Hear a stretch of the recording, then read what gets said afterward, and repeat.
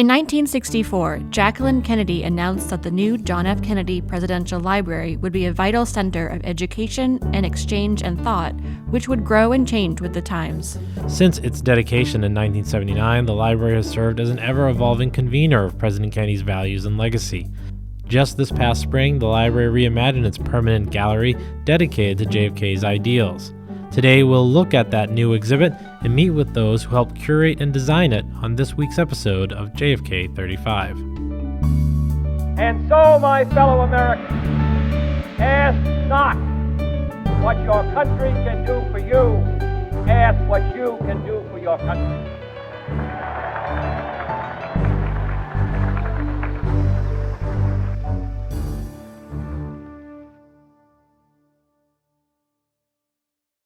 Well, welcome to this week's episode of JFK 35, a podcast by the John F. Kennedy Library Foundation. I'm Matt Porter. And I'm Jamie Richardson. Almost 40 years ago, in 1979, the John F. Kennedy Presidential Library and Museum opened to the public. The library has served as a resource for visitors and researchers to learn more about President Kennedy's time in office, and it also serves as a living monument to his legacy. And in that spirit, the museum experience has ended with an exhibit dedicated to JFK's legacy since 1993. But that was also the last time the exhibit had a major renovation. The JFK Library Foundation, in cooperation with the JFK Library and Kennedy family, worked on a newly designed gallery that would reflect how JFK's legacy still resonates with the world today. Jamie, things that it really still hit me about President Kennedy's time in office that I feel are still so relevant today, particularly is his legacy revolving public service and political courage. I think we talk about on a daily basis that, government often succeeds when people decide to put their party politics aside to do what they believe is for the greater good. And I think that's reflected a lot in JFK's legacy. What do you think? For sure. He wrote Profiles in Courage, which is clearly kind of a great thesis for this portion of his legacy, and also his call to public service, talking during the campaign in 1960 about working together on the new frontier, and his addresses to congresspeople and to students who came into the White House to really encourage them to get involved in public service. And one of what my favorite quotes about public service is where he says, "Let the public service be a proud and lively career." And since we work in a building with lots of other federal employees, I think it's a really great way to see that in action. Right. And today, where partisan politics can get very heated, one of my favorite quotes, particularly involving politics, public service, is when JFK said, "We're not looking for the Republican answer or the Democratic answer. We're looking for the best answer and the best solution to the problem." And I think that's something that really resonates with people today and really feeds that hunger. Is there anything else about the legacy that we particularly highlight that interests you? Well, for me, I come from an art history background many, many years ago when I was in college. Still really love art. And so just the President Kennedy and Mrs. Kennedy's love and support of the arts is so inspiring. And we've had an episode before about the kind of myriad ways that they promoted the arts, and that really speaks to me of it's not just for ballets and operas, but it's all kinds of art, jazz, and kind of avant-garde things. Right. I think the library does a very good job here of showcasing the arts, whether it be with inviting artists to come here and speak, or actually having performing arts performances, whether it's for our children's programs, or even sometimes there's performances that are aimed more at adults. Certainly that legacy lives on here, which is very nice. And so this legacy gallery touches on, of course, arts, political courage, public service, innovation, and other parts of President Kennedy's legacy. So you recently went down to the new gallery and spoke to some visitors, is that right? Yes, I did. In fact, people I spoke to were really excited to see how JFK's legacy is still so relevant today. Let's take a listen to that. We are. JFK Library Foundation Executive Director Stephen Rothstein asked a visitor about their experience at the library's most recent edition. Well, great. Well, welcome. I hope you have a good rest of the time. Rothstein was a part of a team that included library archivists, curators, and Kennedy family members to help redesign the library's Legacy Gallery, which has served as the museum's epilogue since the 1990s. But that was also the last time the exhibit had seen a major renovation, and with the gallery beginning to show its age, the library spent nearly 2 years conceiving, designing, and renovating a new gallery which opened in May. We're telling stories in a different way with new technology, with touchscreens, with new audiovisual, and we highlight some of the stories like the Peace Corps or the Navy SEAL or the Medal of Honor that really didn't get the prominence that they did before. Rothstein said the previous exhibit felt a bit cramped and dated with wood paneling covering the walls. Now the exhibit is more open with clean sightlines from front to back. It's brighter, it's lighter, it's easier to see. Things are lower, so if you're in a wheelchair, it's more accessible. One of the highlights of the new exhibit for Rothstein is a new theater space showcasing the Profile and Courage Award given each year by the foundation. So let me give you one example. That's the Profile and Courage. Profile and Courage, the book, and the annual awards we give. Well, we told the story. Now you can see the speeches from highlighted winners, and you can go to the touchscreen, look at any year, understand who won, why they were selected, and so you can go a lot deeper. So it makes it a richer experience, covers more topics, and lets us reach a broader group of our visitors that are so important to us. In the opening to the new exhibit, Rothstein is proud of a number of rotating panels showing dozens of images of places named after President Kennedy. Previously, the exhibit could only show about a dozen static images in the same space. And there are over roughly 900 places in 70 countries named after President Kennedy, schools, hospitals, bridges. That's another way that we're showing more about the impact and the legacy of our 35th President of the United States. Visitors like John Hillring from Leawood, Kansas, found the gallery inspiring. It's just pretty impressive legacy that he left and started. For Hillring, he stood in quiet reflection in front of a donated piece of the Berlin Wall that stands conspicuously at the end of the exhibit. The portrayal of the west side with all the graffiti and the east side that you could see in the mirror with nothing on it, because on the east side you couldn't even get close to the wall. Ella McBride came from Sonoma, California, and was a college student during the Kennedy administration. She applied for the Peace Corps and was drawn in by the interactive map showing Peace Corps placements and stories of past volunteers. I think they probably realized I was not that maybe dedicated, but it was really a big thing. And so it's been wonderful to see how it did develop. And Kelsey Jaques, a recent college grad visiting from Columbia, Missouri, says JFK's message of hope during the turbulent 1960s resonates with her today. Our time period really mimics that time. We're just seeing a lot of really dark times, and things like this can help people, strive to do the better thing, to do good and the right thing rather than, the most popular. And seeing something like this and hearing the words courage, it definitely gives me hope for our country. In his inaugural speech, ask not what your country can do for you, but what you can do for your country. I mean, he lived that to the fullest. And I just wish more people would, be proud of our country and love it. And, appreciate the past leaders that we've had, especially President John F. Kennedy.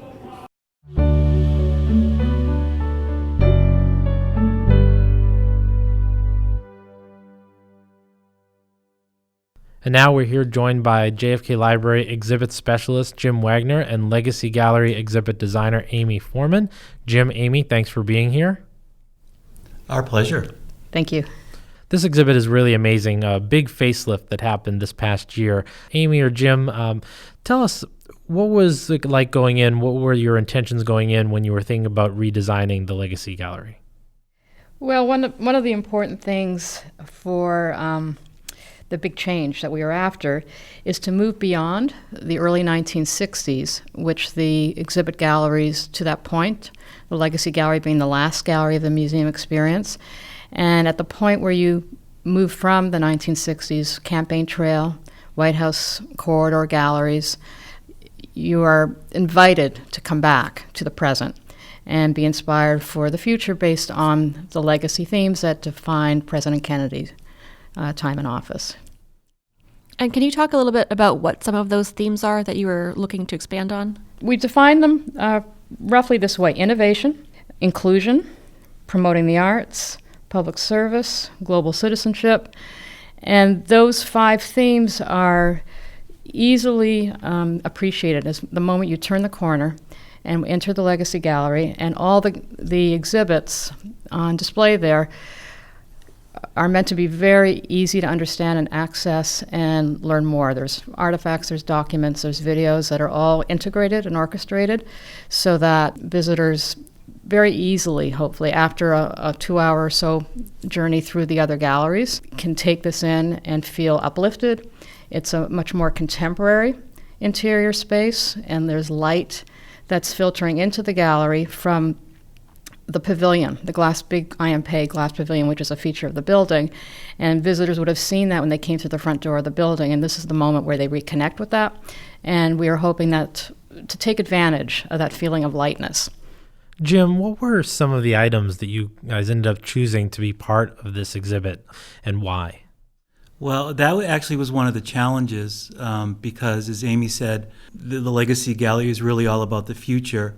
And because our museum collection really focuses on President Kennedy's lifetime, there were a couple of artifacts from the collection that we could bring into the Legacy Gallery. But one, we had to think outside the box and look for artifacts to include that weren't in the collection, that were post-1963, more current. So that was one of the main things I tried to focus on. As Amy said, innovation is one of the first themes, and that's about really space technology and how that moved beyond just putting a man on the moon, but in terms of science and medical advances and GPS technology, all those sorts of things that we learned in addition to how to put a man on the moon. Fortunately, we already had a piece of moon rock in the collection, which is actually on long-term loan to us. It's the oldest thing in the collection. It's 3 billion years old. But beyond that, we wanted to talk about medical technology, medical advancements that came out of NASA research. So the company that invented a heart pump that keeps the heart pumping while someone is waiting for a transplant, when we contacted them, they got very excited about helping us. So they created a 3D model of a heart and inserted into it one of their pumps. And there's video pieces that accompany each display case, so you can actually see that technology in action. There's a cell phone that represents GPS technology.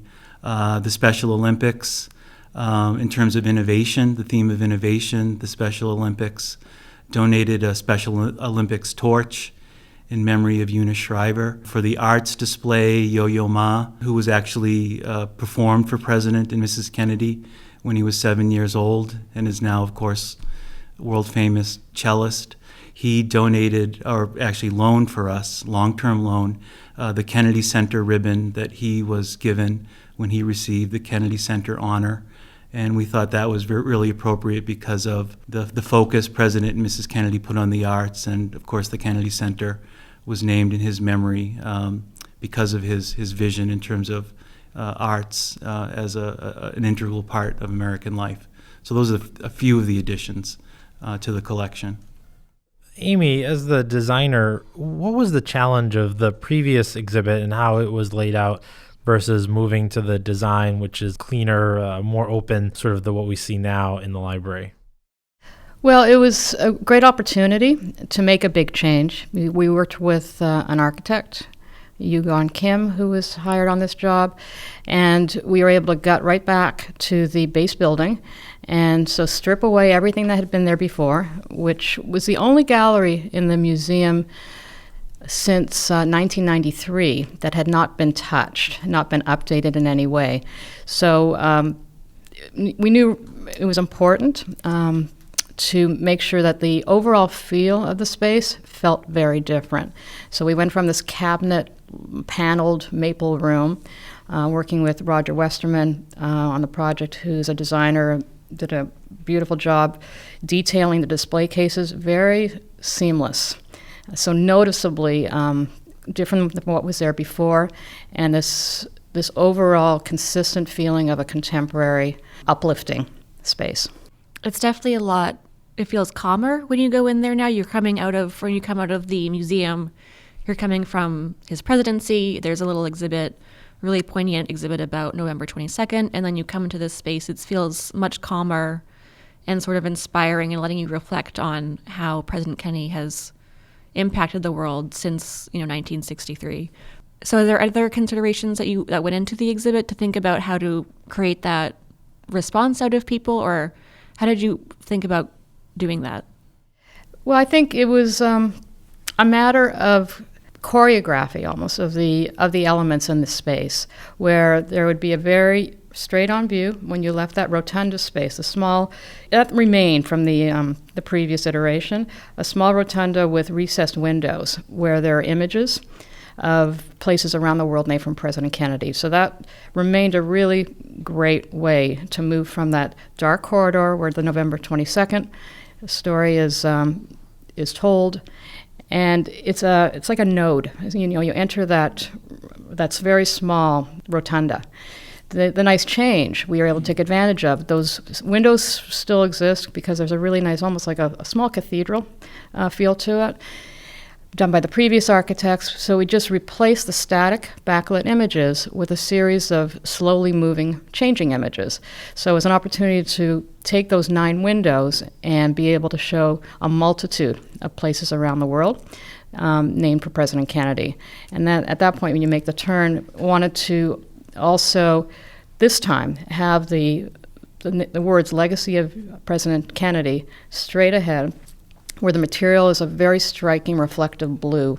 It helps set up the visitor for what stories are going to be told. And the calmness you talk about, it's great to hear that's been achieved. So it's a place where there's still lots of opportunity to learn, but also refer back to what's been presented in the rest of the museum. So all the themes that are presented relate to how it was introduced in the 1960s during President Kennedy's time, whether it's the Peace Corps, Eunice Shriver's work, Special Olympics, and the space exploration which he initiated. So these threads that go back to the museum, it was important to connect those. And also, it's great to hear it's gone because there's quite a bit of sound and video going on, but they're separated enough and they all should integrate. So it's in a way like a choreographed display. Often when you get this new exhibit, there's a tendency to use all the new technology that's available compared to, say what you had in 1993. But one of the things I thought you guys did really well was use new technology, but not overuse it. What were the discussions like that you had when obviously going from, what you had in 1993 to now, a 21st century exhibit? What were the discussions like on how much, like, for example, video to use or new technology to use compared to just, letting it breathe? Well, there was video before. A number of these monitors did exist in the old installation, but it was much more connected now to the displays, and didn't want to overdo. There was a time when we were thinking of doing something much more interactive. So I think that's a good point where we did consider, how much digital interactivity on screens do we want to do? And in the end, I think the balance has been struck where we have these labels that are included in these kiosks attached to the display cases. And it's an opportunity to give more information. It actually meets accessibility issues. It's a lot easier to read them. So that was worth doing because there's a richness to it. So it made a lot of sense. And there's also an interactive table where people can explore the Peace Corps map of the world. And the scale of the different shows, the Profile and Courage Award is featured in a way that's really significant now, I think. The monitor that's there is the largest in the room. It's in its own little theater versus how it was presented on a much smaller screen in the old version of this gallery.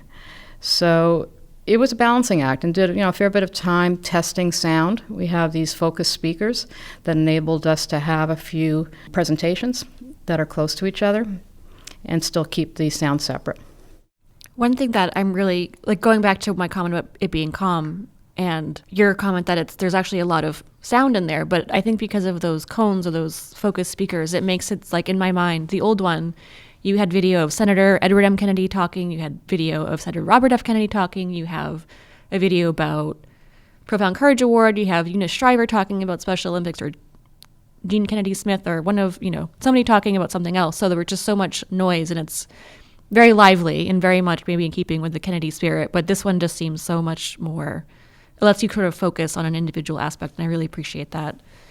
And going back to the exhibit's objects, Jim, there is a very large piece in the one corner of the exhibit that we haven't talked about yet. Would you care to get into a little bit about that one? The Berlin Wall. Sure. That actually has been a part of the collection, always on display in the previous Legacy Gallery. That was something that the President's sister, Jean Kennedy Smith, secured for us not too long after the Berlin Wall came down.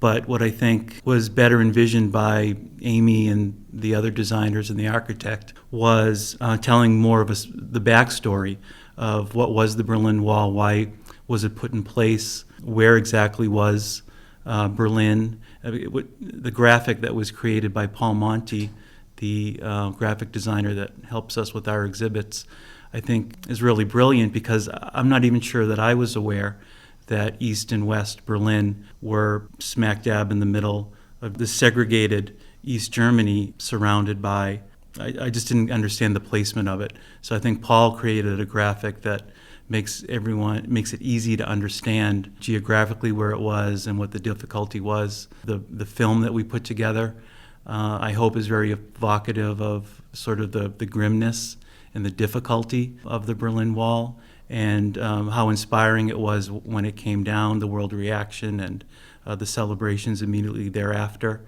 And our piece itself is just so better featured because of the cleanness and the brightness of the exhibit. It's more noticeable, and you're really, it's the first thing you notice almost when you come in to the gallery. You're drawn to it in a way, and it's been great to see. It's great to see visitors taking all kinds of photographs in the new Legacy Gallery, taking photographs of quotes. It's amazing how the quotes are so evocative and powerful to the visitor that they take pictures of the quotes to remember them. But the Berlin Wall seems to be a really great selfie spot. So it's just, even though it's been here on display for 25 years, it's almost like it has never been on display before. That's how fresh and how it's a superior display. Yeah, I agree. I was going to say, I think with that wood paneling that was there before, sort of kind of hid the wall a little bit, which is kind of amazing. How can you hide a giant piece of wall? But the old exhibit seemed to do that a little bit, whereas this exhibit, when you come out of that alcove, as you mentioned,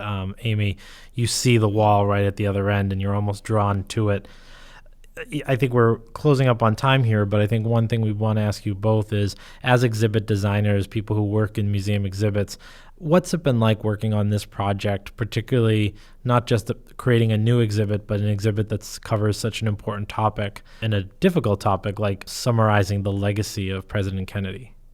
Well, I mean, it's the end note of the experience for visitors.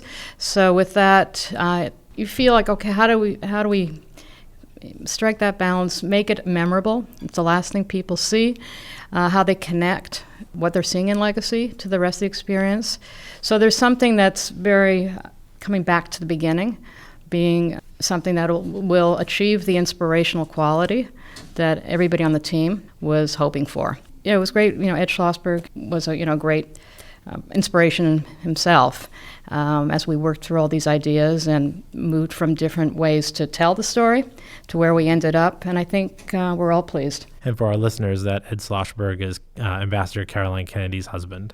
Yeah, for me it was almost in some ways like no project we've worked on here before. A really big collaborative effort. All the folks Amy's mentioned, and as I was saying, people who donated objects for display, things that just weren't represented in the collection, people who donated their images of Kennedy memorials that they had taken all over the world. They allowed us to use their images. So really just a big collaborative effort with the filmmakers. So I hope it's just beautiful. I mean, I'm proud of every exhibit that we've put together here, but this one is particularly special, and I hope that everyone who played a big role in it, a small role in it, feels at least a little bit of the pride that I know Amy and I do.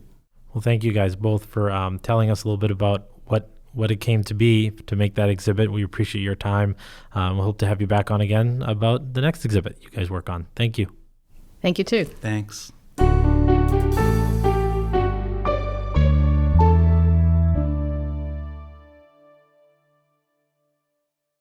Well, we hope you enjoyed this week's episode and are feeling inspired to visit our Legacy Gallery. I know I'll be checking it out after this. Stay with us next time as we bring you more stories from the JFK Library.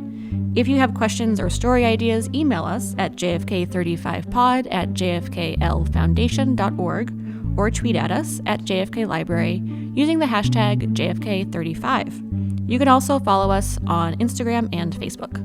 And if you liked what you heard today, please consider subscribing to our podcast or leaving us a review on iTunes. Thank you for listening and have a great week.